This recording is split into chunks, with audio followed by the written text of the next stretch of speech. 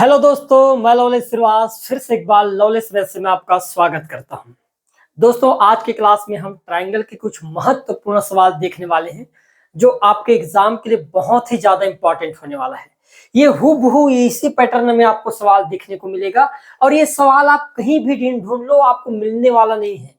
इस बात को आप बिल्कुल नोट करके रख लेना। जितने भी आपको सवाल मिलेगा, इन सभी सवालों को आप या तो स्क्रीनशॉट ले लो या तो आपको पीडीएफ पूरा व्हाट्सएप के जरिए मिल जाएगा। मेरा क्लियर है? और इस वीडियो को ज्यादा से ज्यादा शेयर करें ताकि ज्यादा से ज्यादा लोगों तक पहुंच पाए। क्लियर है दोस्तों? हम जब स्ट्रेटजी हमारा जो होगा तैयारी का, तो आप कुछ भी तैयारी नहीं करना है, आपको इन चीजों को ध्यान में रखना है। आपके लिए एक एक नंबर बहुत ही इंपॉर्टेंट रहेगा। क्लियर है? जब सिलेक्शन बेस में जाओगे तो वहां पर एक एक नंबर के कारण आपके जो रैंक होता है वो हजारों के डिस्टेंस में फिर खिसकने लगता है। आप खुद इस चीज को जान रहे हैं, तो इसलिए एक एक नंबर आपके लिए बहुत ही इंपॉर्टेंट रहेगा। क्लियर है दोस्तों? तो आज का हमारा पहला सवाल है, गजब का सवाल है, ये ध्यान से देखिए। ये 9वां नंबर का सवाल है। इससे पहले हम 8 क्वेश्चन और देख चुके हैं हमारे क्लास 2 में। क्लियर है?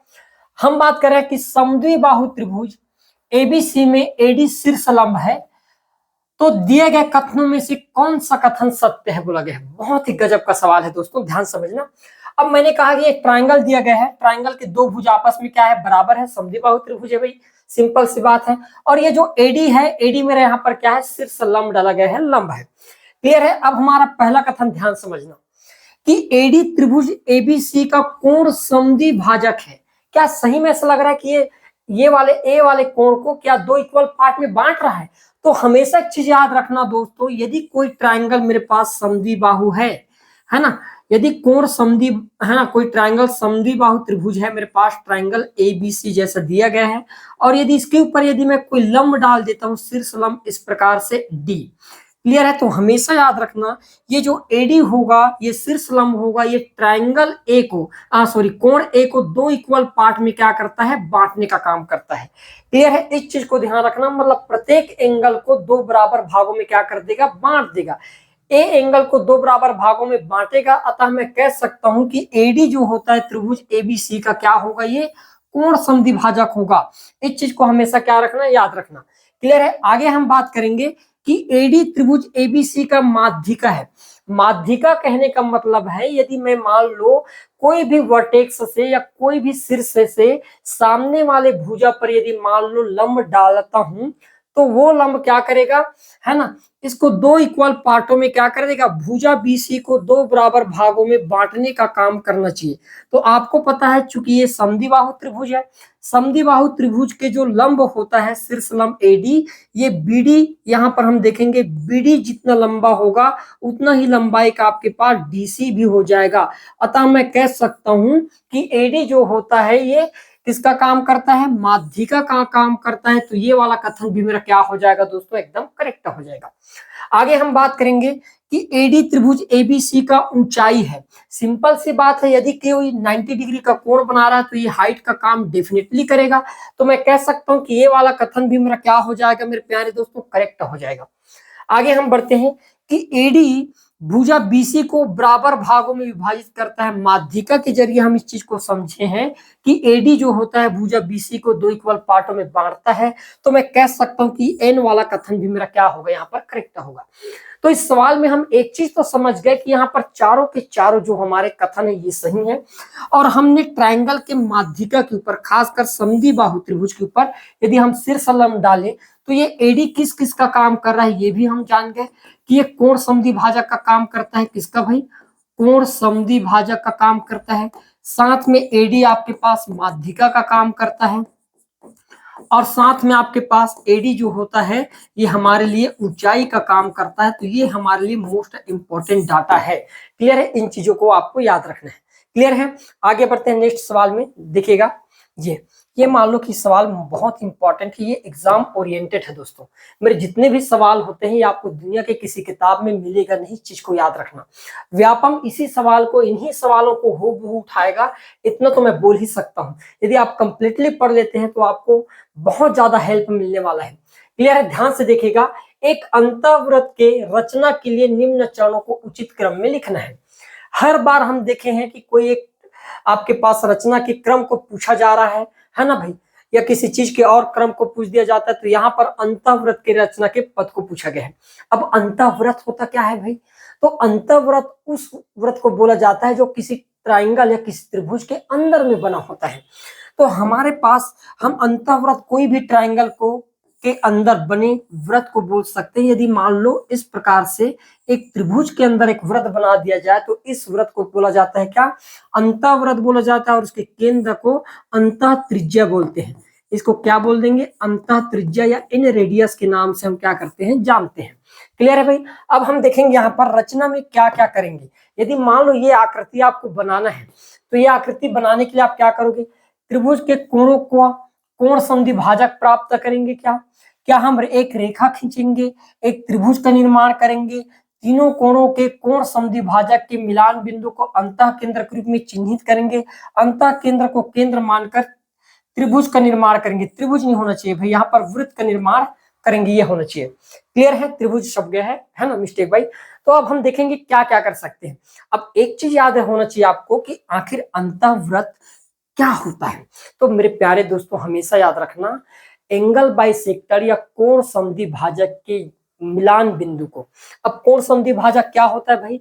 कोई भी ट्राइंगल में, इस प्रकार मेरे पास ट्राइंगल है, ट्राइंगल ABC। अब तीनों कोणों के कोण संधि भाजक, मतलब ये कोण ए के संधि भाजक मान लो यहाँ पर आ गए डी बिंदु पर, यहाँ पर भी थीटा और यहाँ पर भी थीटा। कोण संधि भाजक मतलब किसी कोण को दो बराबर भागों में बांटने वाला। उसी प्रकार कोण बी का यदि हम बात करें, कोण बी का संधि भाजक इस प्रकार से चले जाएगा। ये मान लो अल्फा है तो ये वाला कोण भी अल्फा हो जाएगा। उसी प्रकार कोण हमारे पास मान लेते हैं सी का कोण संधि भाजक कहेंगे तो ये वाले बिंदु पर आ गया, ये ई नाम दे देते हैं और इसको एफ नाम दे देते हैं। ये मान लेते हैं गामा है तो ये वाला भी गामा हो गया। क्लियर है? तो ये तीनों आपके पास कोण संधि भाजक जिस बिंदु पर मिलेगा, है ना, जिस बिंदु पर मिलेगा उस बिंदु को क्या बोला जाता है? अंतः केंद्र के नाम से जाना जाता है। क्या कहेंगे भाई? अंतः केंद्र के नाम से हम क्या करेंगे? जानेंगे। क्लियर है भाई? आया समझ में अंतः केंद्र होता क्या है? अब मान लो हमको अंतः केंद्र अंतःवृत्त का निर्माण करना है, तो मैं सबसे कहूंगा कि भाई पहले तो मुझे एक रेखा खींचना चाहिए कोई इस प्रकार से। आया समझ में? रेखा खींचने के बाद इस रेखा के ऊपर मैं एक त्रिभुज का निर्माण कर दूंगा कुछ इस प्रकार से। भाई चलो, एक त्रिभुज का निर्माण मैंने कर दिया। ठीक है, अब मैं क्या करूंगा? अब त्रिभुज के कोणों का कोण संधि भाजक प्राप्त करेंगे। अब त्रिभुज के कोणों का कोण संधि भाजक प्राप्त करेंगे, कहीं तो मिलेगा। तो इसका एंगल बाइसेक्टर मान लेते हैं, ये है, इसका एंगल बाइसेक्टर ये है और इसका एंगल बाइसेक्टर ये। तो तीनों किस बिंदु पर मिल गया? मैंने कहा ये वाले आई बिंदु पर मिल गया। कहां पर? आई बिंदु पर मिल गया। क्लियर है? फिर तीनों कोणों के केंद्र संधि भाजक के मिलान बिंदु को अंतः केंद्र के रूप में हम अंकित कर देंगे आई के रूप में। तो हमने क्या देखे? सबसे पहले ये आया हमारे पास, उसके बाद त्रिभुज का निर्माण किए, फिर हमने वहां से कोण संधि भाजक प्राप्त किए, फिर चौथा पॉइंट हमारे पास एन था और लास्ट पॉइंट हमारे पास क्या था कि भाई इसी को केंद्र मानकर इसके सभी भुजाओं को मिलाते हुए क्या बना देंगे? एक वृत्त का निर्माण कर देंगे। तो कौन कौन सा देखे हमने? सबसे पहले होना चाहिए एल, यहाँ पर एम है तो ये तो बिल्कुल कट जाएगा दोस्तों। आगे बढ़ते हैं, फिर हमें क्या मिला है? फिर उसके बाद है एल, यहाँ पर है एल, यहाँ पर है एल, यहाँ पर है एल के बाद एम दूसरा नंबर में होना चाहिए, एम यहाँ पर है, एम यहाँ पर है, एम यहाँ पर है। ठीक है, उसके बाद तीसरा के होना चाहिए, के यहाँ पर है, के यहाँ पर है, यहाँ पर नहीं है तो ये कट जाएगा आपके पास। अब हमारे पास एन, ये चौथा नंबर में, तो उसके बाद एन आना चाहिए। तो ये वाला जो ऑप्शन नंबर जो बी होगा मेरे प्यारे दोस्तों, ये आपका क्या हो जाएगा? एकदम करेक्ट आंसर हो जाएगा। कोई भी टीचर यदि कुछ भी पढ़ा रहा है तो उस पर ध्यान से देखना, ध्यान देना एक बार जरूर कि सवाल क्या ऐसे बनेगा आपके लिए, क्या सवाल पहले जैसा बनने लगा है ना? अब भूल जाओ वो तरीका, है ना। अब सवाल आपको ऐसे देखने को मिलेगा। यदि इन चीजों को अभी भी नहीं समझ पा रहे हो तो बहुत दिक्कत होने वाला है। क्लियर है भाई? ठीक है ना। और मजे से पढ़ना है यार, है ना, एकदम बोझ समझ कर नहीं, बिल्कुल फ्रैंक होकर, है ना। मजा आना चाहिए पढ़ने में, तब क्या होता है कोई भी चीज में इंटरेस्ट भी बनता है। अब देखो एक कथन वाला सवाल है, गजब का सवाल मानता हूं मैं तो। ये IMP मान लो एग्जाम में छपेगा ही भाई, ये एग्जाम में छपने वाले सवाल है। ध्यान देना क्या बोला गया है, नीचे दिए गए अभिकथन एस और कारण आर के लिए सही विकल्प को चुनना था। क्या है भाई? दो समरूप त्रिभुजों ABC और PQR के क्षेत्रफलों का अनुपात, है ना, उनके संगत भुजाओं के अनुपात के वर्ग के बराबर होता है। यदि मान लो मैं कोई दो ट्राइंगल बना लेता हूं इस प्रकार से, ट्राइंगल बना लिया भाई मैंने, ट्राइंगल ABC, और ये कहा कि समरूप है ट्राइंगल, है ना, PQR के, मान लेते हैं PQR के क्या है, ये समरूप है। क्लियर है, सिमिलर है दोनों ट्राइंगल।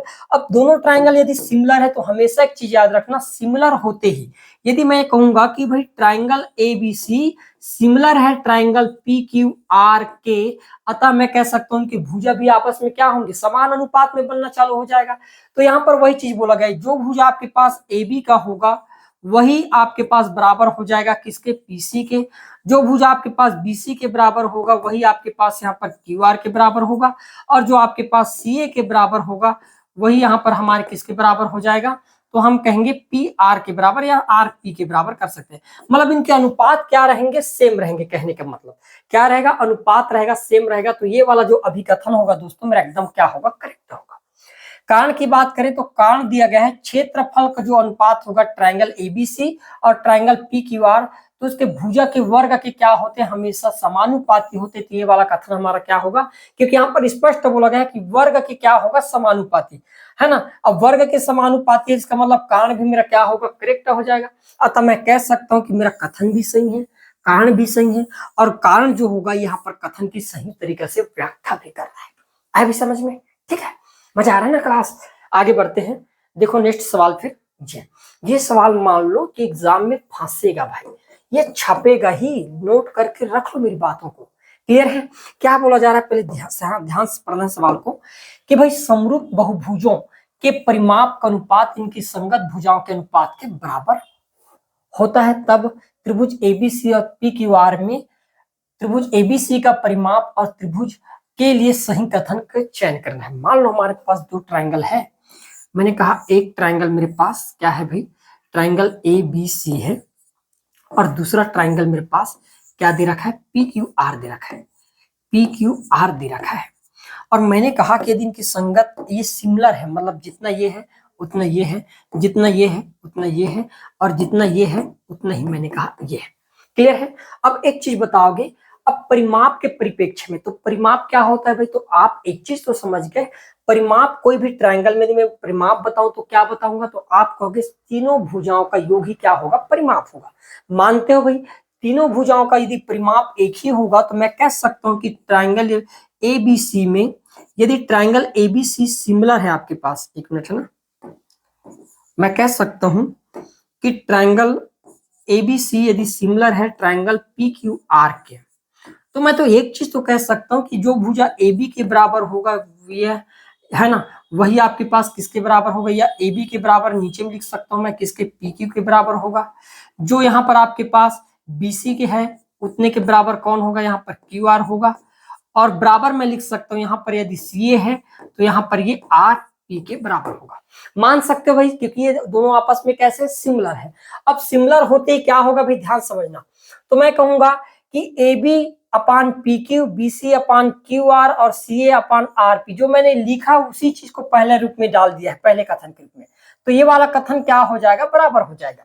अब परिमाप की बात करें तो परिमाप में तीनों भुजाओं का योग, तो मैंने कहा ए बी भुजा प्लस बी सी भुजा प्लस सी ए भुजा, यहाँ पर दिया गया है ए बी भुजा बी सी और सी ए का अनुपात वही होगा जो क्यू आर का प्लस आर पी और पी क्यू का होगा, जैसे P Q plus Q R plus R P. तो मैं ये कह सकता हूँ ये भी कथन सही है, क्योंकि हमारा परिमाप ही ये कहता है कि भाई तीनों भुजाओं का योग क्या कहलाता है, परिमाप कहलाता है। तो मैं कैसे नहीं कह सकता कि ये कथन मेरा करेक्ट होगा, कह सकता हूँ ना भाई। तो इस हिसाब से देखा जाए तो एल वाला कथन भी सही होगा। त्रिभुज एबीसी का क्षेत्रफल बराबर होगा पी क्यू आर की, ये करेक्ट नहीं है दोस्तों, क्योंकि भाई मान लो भुजा के मान अलग अलग होने से क्षेत्रफल के मान अलग अलग हो सकते हैं। यहाँ पर हमारे पास संगत भुजाओं के अनुपात के बारे में बात चल रहा है, यदि अनुपात के बारे में पूछोगे तो एकदम करेक्ट हो जाएगा, है ना। लेकिन मैं कहूं कि उसके क्षेत्रफल यदि बराबर है तो ये वाला कथन यहाँ पर क्या हो जाएगा, गलत हो जाएगा। तो मैं कह सकता हूं कि एम वाला कथन यहाँ पर क्या होगा, गलत होगा। फिर मैं बात करता हूं कि यहाँ पर ट्राइंगल एबीसी और ट्राइंगल पी क्यू आर यदि मान लो सिमिलर है तो कोण बी और कोण क्यू भी आपस में बराबर होगा, बिल्कुल होगा भाई। हो सकता है समरूपता के नियम में एक चीज जान लेना, उनके भुजाओं का मान अलग अलग हो सकता है लेकिन उसके अनुपातिक मान हमेशा एक जैसे होने चाहिए। तो मैं कह सकता हूं जितना कोण ये थीटा बनाएगा उतना ही कोण यहाँ पर भी ये बनेगा। हो सकते हैं इनके आकार कम या ज्यादा हो सकते हैं। आकार कम ज्यादा होने से कोण के मान में कोई चेंजेस नहीं होता, इस चीज को याद रखना। तो एन वाला कथन भी मेरा क्या होगा दोस्तों, करेक्ट हो जाएगा। तो हम देखेंगे कौन कौन से कथन के भी सही, एल भी और एन भी सही। तो ऑप्शन नंबर जो सी होगा ये मेरे यहाँ पर क्या होगा, एकदम राइट आंसर हो जाएगा। आए भी समझ में, आगे बढ़ते हैं। देखो अगला सवाल फिर देखो, नेक्स्ट ये वाला गजब का सवाल है। नीचे दिए गए कथनों में कौन सा कथन समकोण त्रिभुज के संदर्भ में सही है? नीचे दिए गए कथनों में सही कथन की पहचान करें। अब आप समकोण त्रिभुज के बारे में क्या क्या जानते हो उसी के बारे में पूछा गया है। तो मैंने कहा कि समकोण त्रिभुज है ना, इस प्रकार के जो त्रिभुज होता है जिसके कोई एक कोण 90 डिग्री का हो जाए, कोई एक कोण कितने का हो जाए भाई, 90 डिग्री का हो जाए, इसे हम क्या कहते हैं, समकोण त्रिभुज के नाम से जानते हैं। क्लियर है? तो किन्हीं दो भुजाओं के वर्गों का योग तीसरी भुजा से अधिक होता है क्या, है ना भाई? क्या यहाँ पर होता है कोई समकोण त्रिभुज में हम ये कहें किन्हीं दो भुजाओं के वर्गों का योग तीसरी भुजा से अधिक होता है, क्या समकोण त्रिभुज में है ऐसा पॉसिबल? तो भाई किन्हीं भी बोला गया है, तो समकोण त्रिभुज में ये पॉसिबल है, क्यों नहीं होगा भाई? कोई भी समकोण त्रिभुज के संदर्भ में ये कहना कि ये अधिक नहीं होगा, ये गलत बात है। हो सकता है, पॉसिबल है। मान लेते इसके मान 3 है, ये 4 है और ये 5 है, तो किन्हीं भी दो भुजाओं के वर्गों का। अब मान लो आप 3 का वर्ग और 4 का वर्ग करते हो बराबर, यदि मैं इधर 5 का वर्ग करूं तो आप कहोगे 3 का वर्ग 9, 4 का वर्ग 16 और ये 5 का वर्ग 25, है ना? तो 9 और 16 को जोड़ेंगे तो 25 बराबर क्या हो जाएगा, 25। यहाँ पर मैं कह सकता हूं कि दो भुजाओं के वर्गों का योग तीसरी भुजा के बराबर होगा, तो कोई दो मत वाली बात नहीं है। लेकिन यहाँ पर शब्द है किन्हीं भी, एनी, है ना, कोई भी दो भुजा ले लूं, तो भाई मैं कोई भी दो भुजा ले लूं। अब मान लो यहाँ पर मैं कर्ण और आधार को ले लूं, तो सिंपल सी बात है, ये लंब के वर्ग से क्या होगा, अधिक होगा क्या? नहीं। तो ये वाला कथन क्या होगा हमारे पास, तीसरा भुजा से अधिक होता है।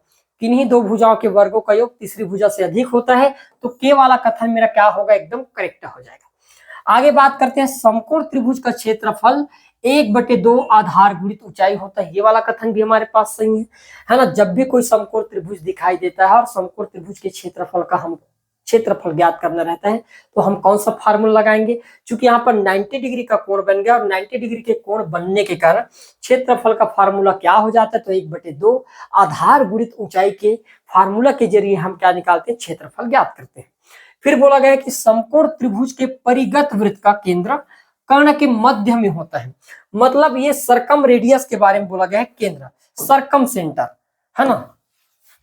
यदि मैं बात करूं, एक आपके पास समकोण त्रिभुज बना दूं और इसके बाहर में इस प्रकार से क्या बना दो, एक परिगत वृत्त बना दिया जाए ऐसे, तो इसका सेंटर हमेशा कहाँ होता है? तो मेरे प्यारे दोस्तों याद रखना, ये क्या होता है, लंब समद्विभाजक का मिड पॉइंट क्या कहलाते हैं आपके पास, ये जिस बिंदु पर इंटरसेक्ट होंगे, तो ये इधर से लंब होगा, ये इधर से लंब होगा, तो कहां पर मिलेगा आपके पास? तो आप कहोगे कर्ण के बीचों बीच मिलेगा। कहां पर मिलेगा? कर्ण के बीचों बीच।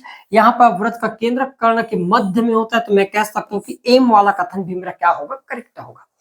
फिर बात करते हैं समकोण त्रिभुज के अंतःवृत्त के फार्मूला क्या होता है। अब मान लो कोई यहाँ पर हम अंदर में क्या बना लेंगे, ट्रायंगल, सर्कल बना लेंगे, तो इसके रेडियस आर के बारे में पूछा गया है।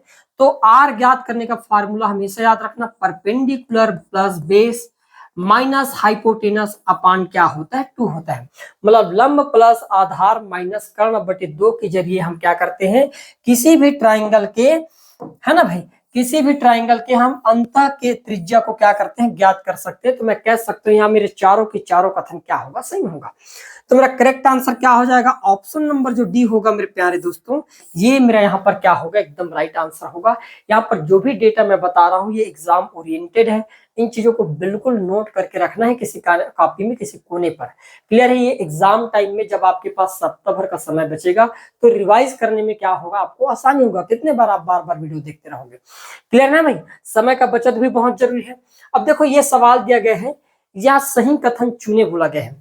हमारे पास 2 राइट एंगल ट्राइंगल दिखाई दे रहा है। हाँ, हो सकते हैं इनकी भुजा का माप अलग अलग है, एक 6 है, एक 5 है, एक 8 है, एक 36 है, 30 और एक 48 है ना? लेकिन राइट एंगल जैसा लग तो रहा है ना, कंप्लीटली ठीक है। तो मैंने कहूंगा यहाँ पर ये दोनों आपस में क्या है, सिमिलर है भाई। दोनों ट्राइंगल आपस में क्या है, सिमिलर है। इनके आकार अलग अलग है लेकिन ये दोनों आपस में क्या है, समरूप है। तो मैं कह सकता हूं कि भाई ट्राइंगल यहाँ पर XYZ ठीक है। सिमिलर है किसके? ट्राइंगल ई एफ क्यू के। इसमें कोई दो मत वाली बात नहीं है भाई। क्यों है? क्योंकि ये 6 के हैं, ये 5 के हैं, ये 8 के हैं। यदि इसका अनुपातिक वैल्यू देखा जाए, ये 6 से कटेगा क्या? कट जाएगा। 6 छक्के 36, ये 6 से कटेगा, 6 8 48 और ये 6 35। तो आपको यही 6 8 और 5 मिल गया, 6 8 और 5। इनके अनुपात अलग अलग हो सकते हैं, तो मैं कह सकता हूँ कि ये दोनों ट्राइंगल आपस में क्या है? सिमिलर है।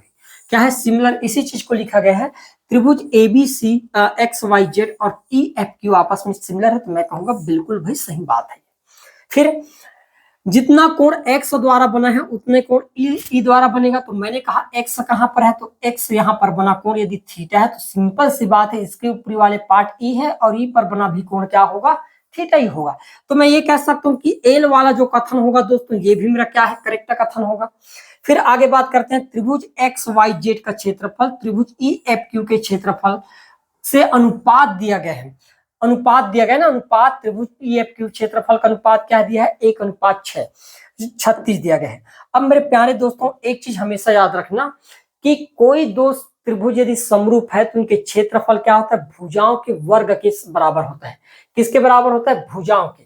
तो मैंने कहा यहाँ पर ट्राइंगल एक्स वाई जेड और ट्राइंगल ई एफ क्यू में यदि हम ध्यान से देखें तो कोई एक भुजा उठा लेते हैं। मैंने कहा एक्स वाई भुजा उठा लिया, यहां से एक्स वाई भुजा का स्क्वायर और नीचे में क्या हो जाएगा? तो आप कहोगे ई एफ को उठाएंगे भाई, क्योंकि दोनों समान है, ई एफ का स्क्वायर। अब एक्स वाई का मान क्या है? तो आप कहोगे कि एक्स वाई का मान दिया गया है 6, ठीक है, तो 6 का वर्ग और यहाँ पर आपके पास ई एफ का मान दिया गया है 36। अब आप काट सकते हो भाई, यहाँ पर 6 से कटेगा, 6 कम 6 6 6 36, तो 1 का वर्ग और ये 6 का वर्ग, तो अनुपात क्या आ जाएगा? तो 1 बटे क्या होगा? 36। तो मैं कह सकता हूँ कि ये वाला जो कथन है मेरे पास, ठीक है, एम वाला कथन, ये एकदम क्या है? करेक्ट होगा। लास्ट हम ऑप्शन की बात करें, कथन की बात करें, त्रिभुज एक्स वाई जेड का परिमाप त्रिभुज ई एफ क्यू का अनुपात 1:6 होगा। यदि मैं परिमाप की बात करूं तो इनके सभी भुजाओं को जोड़ लेते हैं। एक 6 का है, एक 5 का है और एक 8 का है। ये आपके पास किसमें है? एक्स वाई जेड में है ना। ट्राइंगल एक्स वाई जेड का परिमाप अनुपात ई एफ क्यू का अनुपात, ठीक है। इसमें क्या क्या दिया गया? तो आप कहोगे 36 प्लस 48 प्लस 30 ये दिया गया है। मैंने जोड़कर देखा, 6 5 11 11 8 कितना हो गया? 19 और ये 19 हो गया। अब ये 0 8 8 6 14 की 4 हाथ क्या? 1 4 3 7 7 3 10 10 और एक कितना हो गया? 11 114। अब 19 से काटेंगे तो आप कहोगे 19 कम 19 और 19 छक्के कितना होता है? 114। मतलब परिमाप का अनुपात भी क्या होगा? एकदम करेक्ट हो जाएगा। तो मैं कह सकता हूँ कि यहाँ पर मेरे चारों के चारों ऑप्शन कैसे हैं दोस्तों? एकदम करेक्ट होने वाला है। ऑप्शन नंबर जो डी होगा ये मेरा क्या होगा? यहाँ पर राइट आंसर होगा। आए भी समझ में? आज का हमारा लास्ट सवाल है, बहुत इंपॉर्टेंट भी है। नीचे दिए गए अभिकथन और कारण आर के लिए सही विकल्पों को चुनकर बताना था। अब बोला गया है दो त्रिभुजों में संगत कोण बराबर हो तो उनकी संगत भुजाएं एक ही अनुपात में समानुपात की होती है और इसलिए त्रिभुज समरूप होते हैं। सिंपल सी बात है, यदि संगत कोण बराबर हो, संगत भुजाएं एक ही अनुपात में रहे, कहने का मतलब है कि मान लो मैं दो ट्रायंगल इस प्रकार से बना दूं और ये बोलूं कि उनके कोण आपस में बराबर हो जाए। कोण आपस में बराबर कहने का मतलब है कि ये ट्रायंगल ए बी सी और ये ट्रायंगल पी क्यू आर है। ये यहाँ पर बना है आपके पास थीटा, यहाँ पर अल्फा और यहाँ पर बीटा कोण। इसी प्रकार यहाँ पर बन गया आपके पास थीटा, यहाँ पर अल्फा और यहाँ पर बीटा कोण, है ना। अब इनके मान अलग अलग हो सकते हैं ये 2 4 और ये 6 का, और इसको 2 का दुगुना कर देते हैं 4, 4 का दुगुना 8 और 6 का दुगुना 12। मैंने अलग अलग माप कर दिया दोनों में, लेकिन इनके कोण बराबर है। 2 का दुगुना 4 है, 4 का दुगुना 8 है, 6 का दुगुना 12 है, मतलब सिमिलर तो है भाई। हाँ, उसका आकार बड़ा है, दुगुना बड़ा है इसके अपेक्षा, तो मैं कह सकता हूँ सिमिलर है ना भाई। तो ये वाला भी कथन जो होगा एकदम क्या होगा? करेक्ट होगा, क्योंकि समानुपाती बोला गया है। कारण दिया गया है कि दो त्रिभुजों की समरूपता कोण कोण कोण ए ए ए ए, है ना, एंगल एंगल एंगल कसौटी कहा जाता है। बिल्कुल सही है दोस्तों, यहाँ पर तीनों कोण आपस में क्या हो गया? सिमिलर है। तो मैं कह सकता हूं कि ये एंगल एंगल एंगल के जरिए क्या हो गया? सिमिलर हो गया। तो ये कथन इस बात की पुष्टि करता है कि वो ट्रायंगल आपस में क्या है? समरूप है। क्लियर है? तो मैं क्या कहूंगा यहाँ पर मेरा कथन भी सही है और उस कथन की सही व्याख्या कारण कर रहा है, इसलिए कथन और कारण दोनों सही है। और कथन की सही तरीके से व्याख्या कारण द्वारा किया जा रहा है। तो ऐसे सवाल आपको देखने को मिलेगा भाई, है ना। इग्नोर नहीं करना इन सवालों को, मोस्ट इंपॉर्टेंट है। बिल्कुल स्क्रीनशॉट ले लो, या तो पीडीएफ आप व्हाट्सएप के जरिए प्राप्त कर सकते हो। क्लियर है ना। और अच्छे से तैयारी करते रहो और आपका सिलेक्शन होना ही चाहिए यार, है ना। मैं चाहता हूं कि 50 पोस्ट में मेरे स्टूडेंट का में से ही, है ना, 50 के 50 का नाम आना चाहिए। क्लियर है। तो फिर मिलते हैं नेक्स्ट क्लास में और बेहतरीन सवालों के साथ, नए एनर्जी नए जोश के साथ। क्लियर दोस्तों। तो आज के लिए इतना ही, धन्यवाद।